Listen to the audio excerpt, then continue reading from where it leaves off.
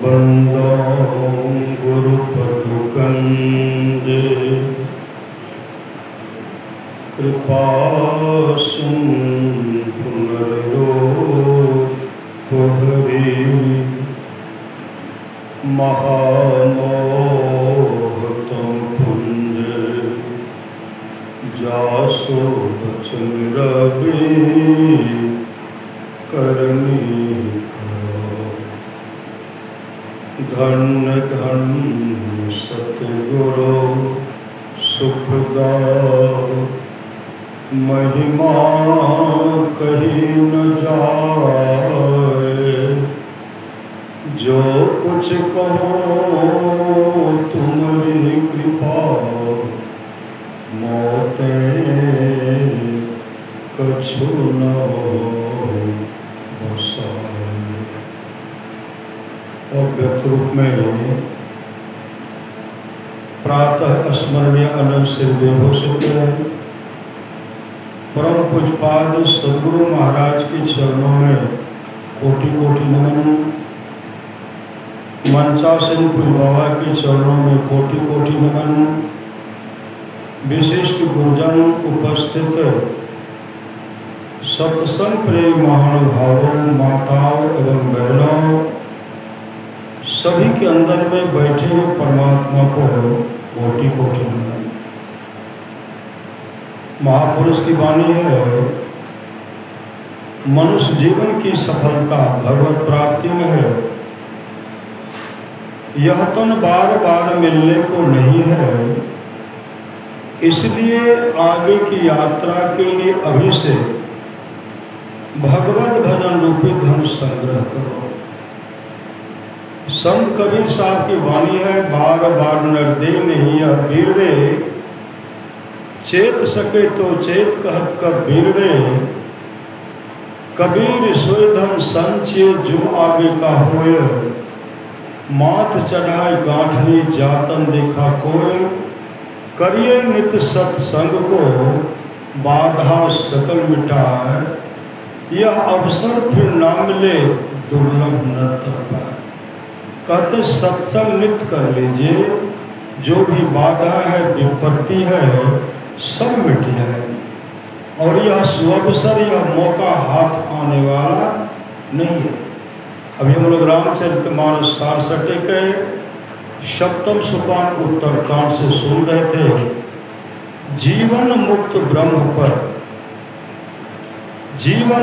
ब्रह्म पर चरित सुनहित ध्यान, जे हरि कथा न करे रति तिनके ये पहचान।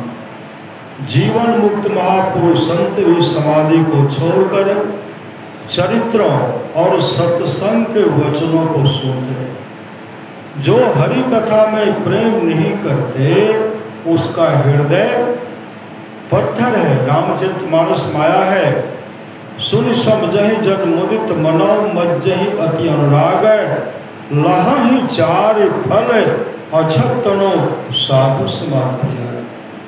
जो साधु समाज में उपदेशों को आनंद मन से सुनकर समझते हैं, वे मानव प्रयाग में अधिक प्रेम के साथ स्नान करते हैं और वे इससे चारों फल अर्थ धर्म काम और मोक्ष शरीर रहते पा लेते हैं। मत जन फल देखे तत्काला का को है पिके बको माराला। सुनि आचरज करे जन कोई, सत्संगति महिमा नहीं कोई। वाल्मीकि नारद घट जोनी, निज निज मुखन कहे निज होनी। जल चर थल चर नभ चर नाना, जे जल चेतन जीव जहाना। मति की रति गति भूत भलाई, जब जहि जतन जहाँ जहि पाई। सो जानव सत्संग प्रभाव लोको वेदनो अनुपाव। ये तमाम चीजें आज तक जिस किसी को प्राप्त हुआ है, सत्संग के प्रभाव से होना चाहिए। आज का जो सत्संग हम लोग सत्संग में सम्मिलित हुए हैं, बड़े भाग मानुष तन पावा के शुभ अवसर पर इस घर में एक नवजात शिशु का जन्म हुआ है। इस घर में तो बराबर सत्संग होता ही रहता है और बच्चा का जन्म हुआ, सत्संग लेकर के आए। संत कबीर साहब की वाणी है, भक्ति बीज बिन से नहीं जो जुग जाए अनंत, ऊंच नीच घर जन्म ले तो संत को। संत जिसके अंदर वह भक्ति रूपी बीज पड़ गया है, चाहे ऊंच घर में जन्म ले नीच घर में जन्म ले, लेकिन तो संत को संत। बच्चे पूर्व से भी पहले से भी मानव के शरीर में थे। अब मानव के शरीर में थे तो अपने भक्ति को पूरा करने के लिए सत्संगी परिवार में जन्म लिए, गुरु के घर में जन्म लिए। वही भगवान श्री राम कहते, बड़े भाग मानुष तन पावा सुर दुर्लभ, सब ग्रंथ है गावा। बड़े भाग से मनुष्य का शरीर मिलता है, सुर दुर्लभ है। यह शरीर जो है देवताओं को भी दुर्लभ है। सब ग्रंथ है, मतलब वेद शास्त्र उपनिषद आदि आदि भूरी भूरी प्रशंसा करते हैं। लेकिन सत्संग सुनना चाहिए, सत्संग में बैठना चाहिए। आप लोग जानते होंगे, गुरु नानक देव जी के समय की बात है। गुरु नानक देव जी महाराज जब सत्संग करते थे ना, उनके सत्संग में एक छोटा सा बालक था जिसका उम्र था 5 वर्ष का। वो सबसे आगे बढ़ते थे, पीछे थे, सबसे आगे बैठते थे। एक टक गुरु नानक देव जी महाराज को हमेशा निहारते रहते थे, निहारते रहते थे। बराबर जो सत्संग में आते थे, गुरु नानक देव जी महाराज कहते हैं, ऐ वत्स, ऐ बालक, तुम बराबर सत्संग में आते हो, अभी तो तुम्हारे खेलने का समय है, खेलना चाहिए। लेकिन सत्संग में आते तो अच्छा ही करते हो, लेकिन सत्संग में क्यों आते हो? वो बालक कहते हैं, महाराज जी, गुरु जी, मेरी माँ भोजन बना रही थी, चूल्हा में भोजन बना रही थी, लकड़ी जो दे रही थी ना, मोटा मोटा लकड़ी विलम्ब से जलता था, पतला लकड़ी फट पट जल जाता था। इसलिए मैंने विचार किया कि मेरे शरीर का कोई ठिकाना नहीं है, इसलिए भगवत भजन में लग जाना चाहिए, इसलिए हम सत्संग में आते हैं। गुरु नानक देव जी महाराज कहते हैं, देखने में तो तुम बच्चा हो, लेकिन हो बुढ़ा जैसा बात करते। श्री सदगुरु, देखने में बच्चा हो लेकिन बुढ़ा जैसा बात करते हो। उनको गुरु नानक देव जी महाराज जो जो भी सत्संग में आते थे, उनको कहते थे बुढ़ा बाबा, बुढ़ा बाबा, बुढ़ा बाबा। कितने वर्ष तक जीवित रहे? गुरु नानक देव जी महाराज के बाद जो है ना, 5 पीढ़ी तक जो गुरु हुए, अमरदास जी महाराज, अंगद देव जी महाराज, मतलब जो भी थे, गुरु नानक देव जी महाराज के बाद 5 गुरुओं को वो तिलक के तिलक। इसलिए गुरुदेव की वाणी है, गुरु सतगुरु समहित नहीं को, निस्दिन करिए सेवे, तन मन आत्म रक्षक है गुरु, गुरु ही का नाम एक ले भी। तन का रक्षा करने वाला, मन का रक्षा करने वाला, आत्मा का रक्षा करने वाला सामर्थ्यवान सदगुरु, सब कुछ रक्षा करने वाले सामर्थ्यवान सदगुरु है।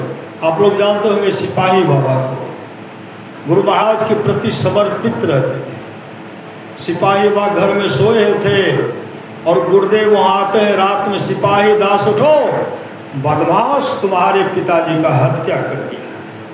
उठाते हैं, सिपाही बाबा खेत में घुस गए। अब वहाँ से सुनते घर में रुलाई हो रही है, वहाँ से जब आए तो बदमाश सब इनके पिताजी का हत्या कर देते। सिपाही बाबा उसी दिन से प्रतिज्ञा कर लिए, आज से इस शरीर के अंदर में जो भी श्वासा है, जो भी श्वास रूपी पूंजी है, यह शरीर जो है, इस पर सदगुरु का अधिकार। सदगुरु जीवन पर्यंत वो सदगुरु के प्रति, सत्संग के प्रति समर्पित रह गए और सत्संग का सेवा किया। गुरुदेव के पास गए, हुजूर हमको एक सत्संग का समय दीजिए, हम भव्य आयोजन कराना चाहते हैं। गुरुदेव उनको समय दे दिए और कहा, सिपाही दास, लकड़ी का जलावन का व्यवस्था करना, जलावन का व्यवस्था करना। जलावन का व्यवस्था किए, जलावन चीर करके जमा कर दिए और चारों तरफ से कुछ चोर लग गए, चोर सब जलावन चुरा चुरा करके ले जाएंगे, जलावन चुरा चुरा करके ले जाएंगे। बराबर दिन रात सिपाही बाबा जलावन का देख रेख करते थे। एक दिन की बात है, सिपाही बाबा आए घर भोजन करने के लिए, लेट गए तो गहरी नींद में सो गए। चोर सब कहते हैं सिपाही बाबा तो घर में सो गए, चलो चोरी करने के लिए। जब गए चोरी करने के लिए गए, देखते हैं छड़ी लेकर के सदगुरु महासिपाही चारों तरफ टहल गए, छड़ी लेकर के टहल दौड़ करके यहाँ आते हैं। यहाँ तो घर में कौन थे, सिपाही वहाँ घर में सोए हुए हैं, यहाँ छड़ी लेकर के पहरा हो रहा है। फिर दौड़ करके घर जाते हैं, सिपाही वहाँ सोए हुए हैं, वहाँ देखते हैं पहरा दे रहे। सुबह जब हुआ तो चोर सब पहुँचे। चोर सब कहते हैं हम लोग गए थे आपका जलावन चुराने के लिए, लेकिन आप तो सोए हुए थे, लेकिन जलावन का देख रेख कौन करते, छड़ी लेकर के कौन टहलते। सिपाही वहाँ रोने लगे और सिपाही वहाँ उसी समय रोते हुए कहते हैं जो हमारे जलावन तक का रक्षा करते हैं, ऐसे सामर्थ्यवान सदगुरु मोक्ष तो देंगे ही, मोक्ष तो देंगे ही। साधन धाम मोक्ष कर द्वारा पाएंगे ही परलोक समारा। आप लोग जानते हो कि दल बहादुर हुआ, दल बहादुर बाप पुलिस में नौकरी करते थे, पुलिस में नौकरी करते थे, लेकिन अपने जीवन के बागडोर को संत सदगुरु के हवाले करते हुए नौकरी करते थे, लेकिन त्रिकाल संध्या करते थे, स्तुति प्रार्थना, मतलब हमेशा नाम का सुमरण करते रहते थे। एक समय की बात है, जो उसमें पुलिस में कोई उच्च पदाधिकारी होते वो आए तो रात में उसी जगह ठहराए। तो सब विचार करते हैं बड़े पदाधिकारी हैं, इनको कौन जगह ठहराना चाहिए। तो सब विचार करते दल बहादुर बाबा जो जिसमें रहते हैं उनका बिछावन बहुत पवित्र है, उन्हीं के बिछावन पर उनको सोने के लिए दीजिए। सोने के लिए दे दिए। अब पदाधिकारी था शराबी था, सिगरेट पीते थे। जैसे बिछावन पर गए शराब पीना शुरू कर दिए, शराब भी पी रहे, सिगरेट भी पी रहे। शराब पीना समाप्त हुआ, सिगरेट पीना समाप्त हुआ। जैसे बिछावन पर लेटते हैं लगा कि फटाफट शरीर पर डंडा बदल रहा है। इनको पदाधिकारी को शराब पीने वाले, सिगरेट पीने वाले फटाफट डंडा ऊपर से बजर रहा है, कूद पड़ते हैं जमीन पर, ऊपर से नीचे कूदते हैं।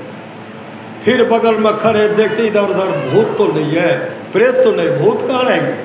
फिर आकर के जैसे लेटते हैं फिर फटाफट डंडा, भर रात इसी तरह चलता रहा, कभी उनको सोने के लिए नहीं दिए। सुबह जब हुआ देखते हैं हाथ पांव पीठ फूला हुआ है। सब कहते हैं सर क्या हुआ, कहा बिछावन पर जब सोने लगा फटाफट डंडा मेरे पीठ पर पड़ा, भर रात डंडा पड़ते रह गया। उतरते थे तब डंडा छूटता था और लेटते थे डंडा प्रारंभ हो जाता था। क्या इस घर में कोई भूत प्रेत रहते हैं? कहा नहीं। तब तक पूज्यपाद दल बहादुर आ गए। दल बहादुर बाबा से कहते आप इस घर में भूत को रखते हैं? कहा नहीं, भूत कहाँ रखते हैं, हम तो स्तुति प्रार्थना करते हैं, ध्यान भजन करते हैं। कहा शराब, कहा सोए थे कैसे? कहा शराब पी करके, सिगरेट पी करके सोए थे। कहीं तो रक्षा करने वाले सामर्थ्यवान सदगुरु हैं। उसी समय दल बहादुर बाबा कहते हैं जो मेरे बिछावन तक का रक्षा सामर्थ्यवान सदगुरु करते हैं, अब तो बहुत विलम्ब कर दिया हो।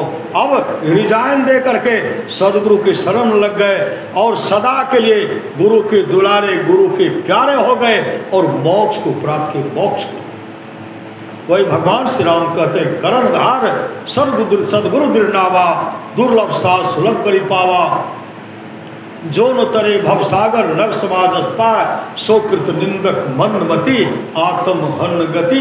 जा इसलिए अपने जीवन के बागडोर को संत सदगुरु के हवाले कीजिए। परमाराध्य सदगुरु महाराज की वाणी है, सत्संग करने के लिए बादशाही ठाट बाट की जरूरत नहीं है। वृक्ष के नीचे घास बिछा करके भी सत्संग करने के लिए सदा तैयार रहिए। पुनः सद्गुरु महाराज कहते हैं थोड़ा सा भी सत्संग करो, बड़ा लाभ होता है। जितना लाभ की बहुत धन के मिलने, बहुत विद्या के पढ़ने से होता, उतना लाभ सत्संग से होता है।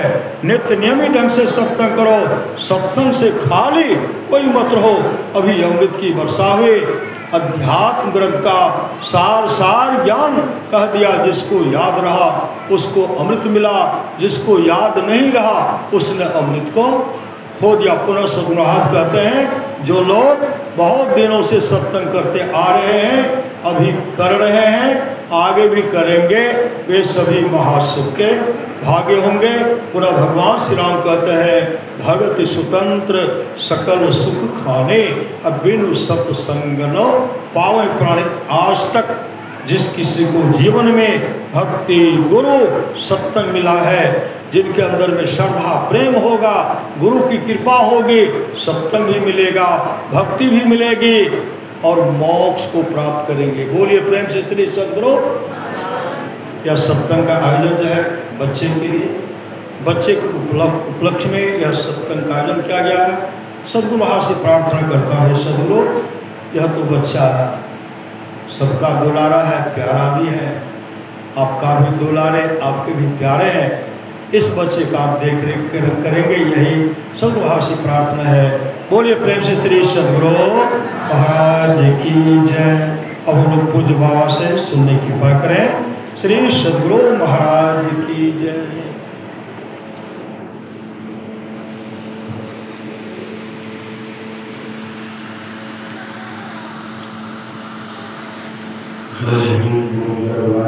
उपस्थित हो